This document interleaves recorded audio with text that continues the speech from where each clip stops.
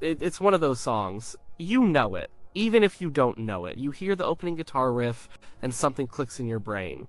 It's the sound of excitement, the sound of a good time. It's the theme song for a whole city, a whole state of mind. For millions, it's pure joy, a shot of adrenaline straight to the heart, and it's tied to him, inextricably. The song and the man are one. It was the title track to his biggest, brightest, most energetic movie, the peak of his Hollywood years. But what if he couldn't stand it? What if the song that defined his movie career was, to him, the sound of a cane? The anthem of his own frustration. It's a strange thought. It feels wrong. Like finding out Santa Claus secretly hates Christmas. But the evidence is there. Not in a signed confession, not in a tell-all interview. Elvis wasn't that guy. He was a professional, he was polite, he did his job. The evidence is more subtle. It's in what he didn't do, what he didn't sing, and why. To understand why he might have despised this song, you have to understand where he was in his life. You have to go back to the 1960s, and you have to understand the deal he made. Or rather, the deal that was made for him. Elvis came out of the army in 1960. He was a bigger star than ever. The world had held its breath for 2 years. His return was a global event. His first television appearance on a Frank Sinatra special was a sensation. His first album, Elvis Is Back, was a masterpiece.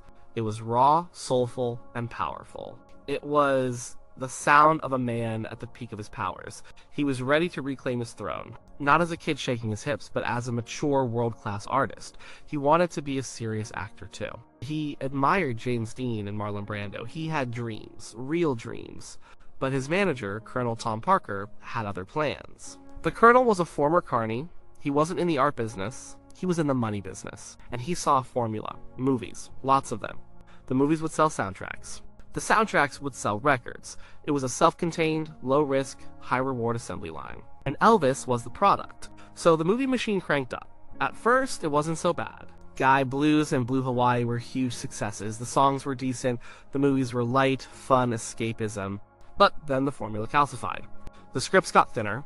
The locations got cheaper, often just a backlot in Hollywood. The songs became afterthoughts. Songs about crawfish. Songs about yoga. Songs about clams. It was a creative nightmare. Elvis, the man who had terrified parents and ignited a cultural revolution, was now singing to children and animals on screen. He was trapped. He would show up to the studio, look at the pile of demo tapes for the next soundtrack, and his heart would sink. He called them mother-kissing songs. He knew they were garbage. The musicians in his band knew they were garbage. But the Colonel had the contract signed. The machine had to be fed. Imagine being the most electrifying performer on the planet. Imagine having a voice that could sing gospel with the angels and blues with the devil. And you are forced, year after year, to sing songs that you know are beneath you. You know, it was soul-crushing. He'd complain to his friends, the guys in his inner circle. He'd rage about the scripts. He'd throw things. But when it came time to record, he'd walk into that studio and he'd sing. He'd give it everything he had. Because he was a professional. He couldn't bring himself to give a bad performance. He sang every terrible song as if it were a classic. It was a matter of pride. And maybe that made it even worse. He was lending his genius to junk. This is the backdrop. A decade of mounting frustration. A slow-motion artistic car crash. And then, in 1963, came a project that felt different. The movie was set in that famous desert city. The city of neon and second chances. It had a bigger budget, a better director. And, most importantly, it had a co-star who was his equal, her Anne Margaret. She was a firecracker, a true triple threat. She could sing, she could dance, she could act. And when she and Elvis got on screen together, the chemistry was explosive. It was real. For the first time in years, Elvis looked alive on screen. He looked like he was having fun. He wasn't just going through the motions. He was engaged, he was challenged. The film they made was the absolute pinnacle of the Elvis movie formula. It was everything the other movies tried to be, but failed. It was fun, sexy, and full of energy, and it needed a title song to match. The job went to two legendary songwriters, Doc Pomus and Mort Schumann. These weren't the usual hacks writing songs about beach parties. These were pros from the Brill Building in New York. They wrote Save the Last Dance for Me. They wrote A Teenager in Love. They understood rock and roll. They were asked to write a song that captured the dizzying, 24/7 high-stakes energy of that city. And they delivered. The song they wrote was a monster, a runaway train of a rock and roll anthem. The lyrics were simple, direct. They painted a picture of bright lights, spinning wheels, and burning desire. The melody was relentless. It was built for Elvis. It required his power, his swagger, his lung capacity. It was not a song about clams. The recording session was electric. The musicians were the best in the business. The energy in the room was palpable. Elvis was in top form. He ripped into the vocal. He wasn't holding back. You can hear it in the recording, the growl, the sheer force of his voice. He nails it. It's a perfect performance, a performance of a man fully committed to the song. So, if he gave such a great performance, and the song was so good, and the movie was one of his best experiences. Yes, it was a great rock and roll tune, but it was also the theme song for the very thing he was trying to escape. It was the ultimate movie song. It was the glittering, perfect, unassailable emblem of his Hollywood prison.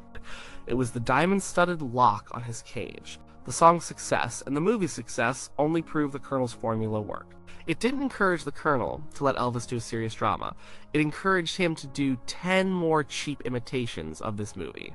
The song was the sound of his victory, but it was also the sound of his defeat. Every time he heard it, it wasn't just a reminder of the fun he had with Anne Margaret. It was a reminder of the artistic dead end he was stuck in. Think of it this way. Imagine you're a brilliant chef who dreams of opening a Michelin-starred restaurant. But to pay the bills, you flip burgers at a fast food joint. And you happen to create the most popular, most delicious, most famous burger in the world. People line up for it, they sing songs about it, it makes you a millionaire. But every time you grill another patty, a part of you dies. Because you know you should be creating gourmet cuisine. You know you're capable of so much more. You might be proud of the burger on some level. It's a damn good burger. But you also resent it. You hate it for what it represents. You hate it because it's so popular. It keeps you from pursuing your real dream. That was the song for Elvis. It was the world's greatest burger, and he wanted to be a gourmet chef. The 1960s were a time of incredible change in music. The Beatles arrived and rewrote the rules. As Bob Dylan gave rock and roll a conscience. The Rolling Stones made it dangerous again. The Beach Boys were creating symphonies in the studio. Artists were writing their own songs. They were making personal statements. They were pushing the boundaries of what a pop song could be. And where was Elvis? He was in Hollywood, singing songs handed to him by men in suits. He was on the sidelines of the revolution he started. He saw what was happening. He listened to the radio, he knew he was being left behind, he was becoming irrelevant, a nostalgia act, while still in his prime. And this song, for all its power, was part of that package.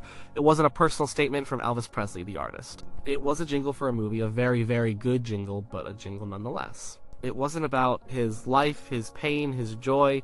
It was about a character named Lucky Jackson. The strongest piece of evidence, though, comes later. It comes after the Hollywood years were over. In 1968, Elvis had his famous comeback special. Dressed in black leather, raw and dangerous again, he reclaimed his crown. He reminded the world who he was. He was not a silly movie character. He was the king of rock and roll. It was one of the greatest performances in music history. It was a resurrection. After that, he returned to live performing. He went back to the very city the song was about.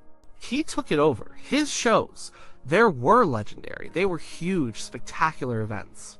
He had a massive orchestra, a gospel choir, and the best rock and roll band on the planet.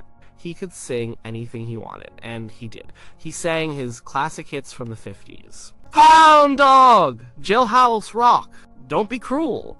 He sang powerful new ballads like Suspicious Minds and In the Ghetto. He sang gospel hymns that moved him to tears.